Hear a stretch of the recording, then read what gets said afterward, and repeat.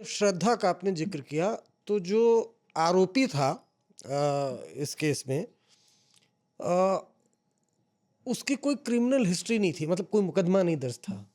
सफ़ेद पोश था, स्मार्ट लड़का था, सारी चीज़ें थीं और वो मर्डर करता है और मर्डर करने के बाद उसके 70 टुकड़े कर देता है। फिर ऐसे ही देहरादून में मैंने देखा था इंजीनियर, उसकी वाइफ़ से झगड़ा होता है, एक्सीडेंटल उसकी मौत हो जाती है, वो भी उसके 70 टुकड़े करता है।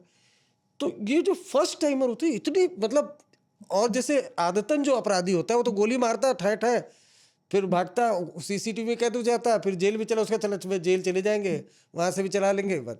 ये क्या फर्स्ट टाइमर ज्यादा हीनियस क्राइम कर देते हैं? कई बार जो हीनियस क्राइम होता है वो फर्स्ट टाइमर अरविंद ज्यादा। जी, यहाँ पर थोड़ा-सा मैं आपको करेक्ट करना चाहूँगी कि पहली बात तो ये फर्स्ट टाइमर नहीं है और आपके उसके मारने और पीटने से और उसके टुकड़े करने के हिसाब से आपको अच्छी तरह से समझ में आ गया होगा कि इसकी प्रैक्टिस उसने एनिमल्स पर भी करी होगी। इसका टॉर्चर एनिमल्स ने बहुत देखा होगा। इसका टॉर्चर और भी कई लोगों ने, शख्सों ने करा हुआ है, सिर्फ़ इतना है कि वो आपसे पकड़े नहीं गए हैं। और वो उसका इसका ये they are all are history sheeters, कोई फर्स्ट टाइमर नहीं होता।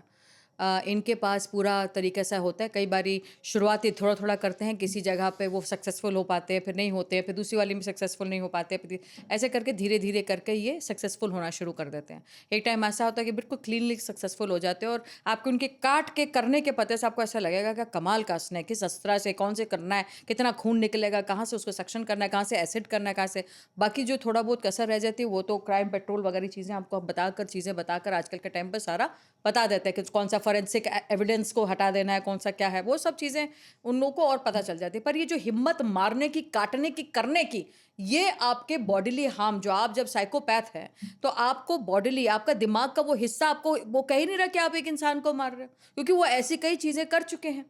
अब जब ऐसी चीज़ें कहीं न कहीं हो चुकी हैं, पहले कभी हुई हों और वो कर रहे हों, तो थोड़ा बहुत कभी-कभार ऐसा भी रहा है कि मैं ये नहीं कहूँगी कि किसी कम्युनिटी के ऊपर हम लोग को करना चाहिए, क्योंकि मैंने कई ऐसी कम्युनिटी देखी कि जहाँ पर हमने हिंदुओं को भी इस तरह से करते हुए देखा।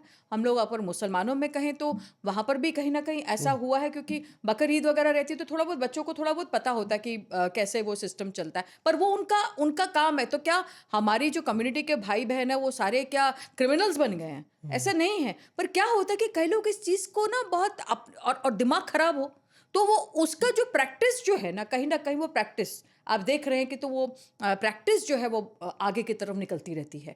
तो इसीलिए, क्योंकि पहले वो प्रैक्टिस कर चुके होते हैं कहीं न कहीं इधर-उधर, तो वो प्रैक्टिस और कई बारी क्योंकि वो अनचेक्ड जाता है, क्योंकि वो कहीं न कहीं साइकोपैथ होता है, वो एनिमल्स के ऊपर वैसे ही टॉर्चर चल कर सकते हैं और वो कर रहे होते हैं। पर मैं फिर कहूँगी कि किसी कम्युनिटी से रिलेटेड नहीं कह रही हूँ।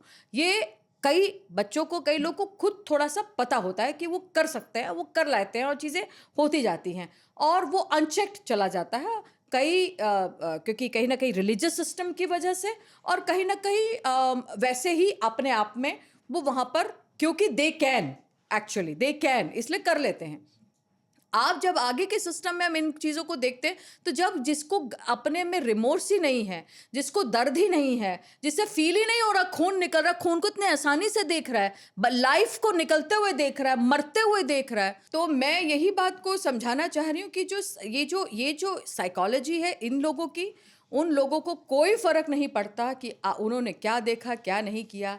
वो लोग बहुत आसानी से, बहुत कैज़ुअली इन चीज़ों को करने में कामयाब हो जाते हैं और क्योंकि वो they can get away with the crime और इसीलिए they are not the first timers, वो पकड़े पहली बार जा रहे हैं। आप क्रिमिनल को हेट कर सकते हैं।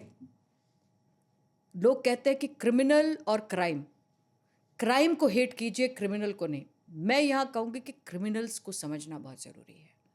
उससे आपकी और मेरी ज़िंदगी थोड़ी-सी इसलिए आसान होगी, क्योंकि हमारे पीछे जुडिशरी, पुलिस, एडमिनिस्ट्रेशन, लॉज़, ये सब चीज़ें जब खड़ी होंगी तो आप भी समझने की कोशिश करेंगे। इस तरह के शोज़ जब बनते रहेंगे, इस तरह की चीज़ें आपको एक्सपीरियंसेस में पता लगेगा कि तो आपको भी लगेगा, कहीं न कहीं अपने दिल में आप ये पता लगा सकते हैं कि क्या मैं किसी एक के ऐसे आदमी के साथ मैरिड तो नहीं हूँ। किसी साइकोपैथ के साथ अगर आप मैरिड हैं या इन रिलेशनशिप हैं, आप छोड़ दें, वो बंदा कभी नहीं ठीक हो सकता। रास्ता आपको ढूँढना होगा बाहर निकलने का।